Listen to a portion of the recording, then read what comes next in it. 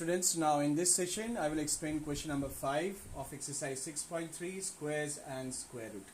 Okay, so in question number 5, all the numbers which are given are not a perfect square number, so you have to make it a perfect square number. Okay, so and they have also asked what is the smallest number, smallest whole number that you have to multiply it with the given number to make it as a perfect square number. Okay, so just I know that most of you have not understood what I've said, so when we'll do the sum, then you will understand much better. Now 252. Now this number is not a perfect square, student.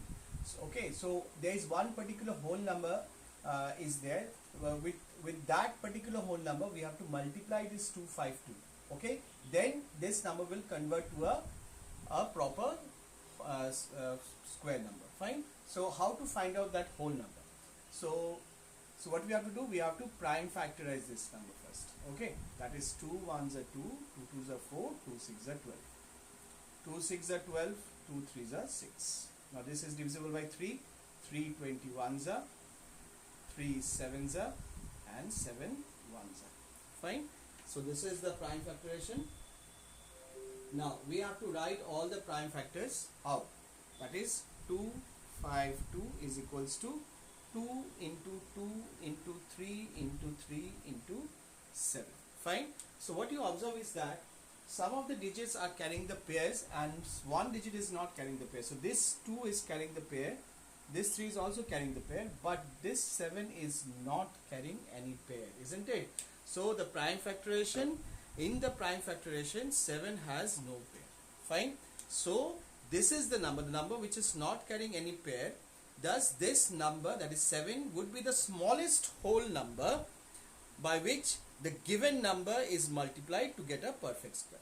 Fine. So 7 we'll write, hence 7 is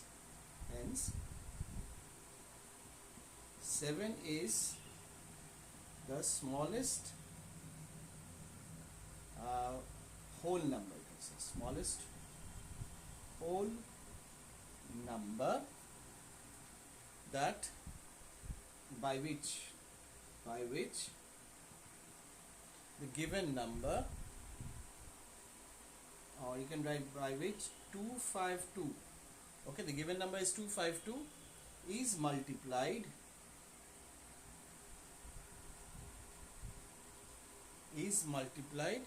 to get a perfect square. Okay, to get a perfect square. Fine. So we'll multiply 252 with 7. So the square number would be, so 252 into 7, what we'll get? We'll get 1764. 1764. So see, when we are multiplying 7 with 252, we are getting 1764. Fine. So 1764 is a perfect square. Fine. So the square root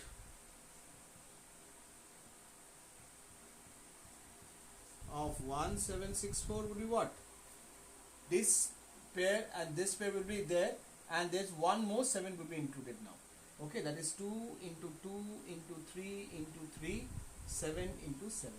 Fine. So the square root of 1764, in the square root of 1764, we'll have these 2 pairs, we'll have these 3 pairs also, and now this time we'll add one more 7 to it because we have multiplied 7. Fine, 1 7 was missing, so when we'll multiply one more 7 to this number, fine, so one more 7 will include here. So now you see, you can write this all numbers under the square root sign. Fine. Now what we have to make? We have to make the pairs. Fine, we have to make the pairs. So we have learned that for each pair only one single digit will come, that is 2 into 3 into 7, so your answer is 40. Fine. So what we have learned here? So we have the numbers which will be given is not a perfect square number. So we have to find out the smallest whole number with which you have to multiply this given number to make it a perfect square. So how to get that particular whole number? We have to first do the prime factorization. Once we have done the prime factorization, we will find that any one number would be will not be in the pair form. So that particular number would be the smallest whole number. Once you have found this, found that particular whole number, then with that particular whole number you have to multiply this, multiply the given number which will be given in the question. So in this case it was 252, so 252 into 7, 1764. So what we are doing is that we are adding one more 7 to it. So same thing we'll do with the rest of the sums also. Okay, so let's move on to sum number 2. Now second number is 180. So this number is also not a perfect square number. So first of all we'll do the prime factorization. 2 90s are 2 45s are 3 15s are 3 5s are 5 1s are. Fine. So we'll write all the factors. 180 is equals to what? 2 into 2 into 3 into 3 into 5. That's it. So we see that the first two numbers are carrying the pairs, but the last number is not carrying the pairs. So we have to add one more 5 to it, isn't it? That means we have to multiply this given number with 5 to make it a perfect square number, isn't it? So we'll write hence 5 is the smallest whole number. Smallest whole number smallest whole number by which 180 is multiplied to get a perfect square.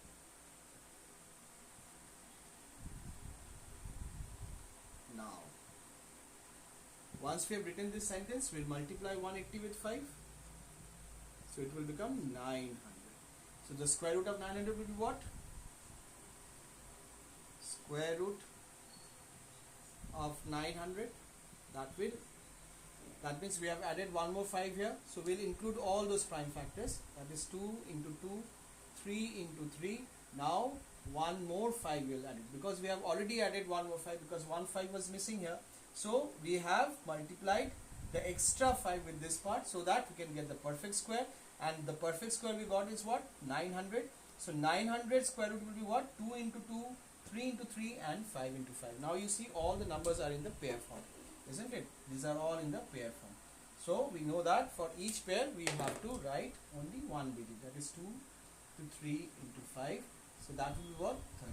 So 30 is our required square root of 900. Okay students, now let's move on to sum number 3.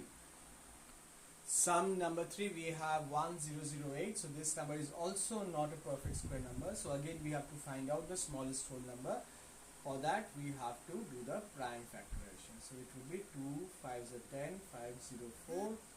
Now 504 is divisible by 2, then it will come what? 2 252, isn't it? Okay, now again it is divisible by 2, 1 2 6. Again it is divisible by 2, 6 3.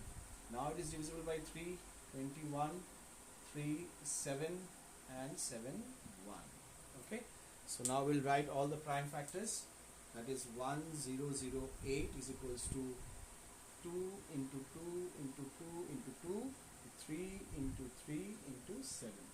Now what we observe? What we observe is that these all numbers are in pairs, but this is not in pairs. So what is the smallest whole number? So we'll just write a shortcut now. A smallest whole number is 7. Fine. So now we have to get the perfect square number. So what we have to do? So new square number would be what? We have to multiply this number with 7 because we have to add one more 7 to it so that the number will become a perfect square number. So 1008 into 7. So what will be the required number? 7056. So this is a perfect square number. Fine. So what is the square root of 7056 then? So we'll write square root of 7056 will be what? We'll write all the factors and we'll add one more 7 to it. That is 2 into 2 into 2 into 2, 3 into 3 into 7 into 7. This time you see I've included one more 7. Now in this way you see all the numbers will be in pairs. minus. Fine. So 2 into 2 into 3 into 7. Fine. So what will be the required answer? The required answer would be 84. Okay, so this is how exactly you will do all the rest of the sums of question number 5.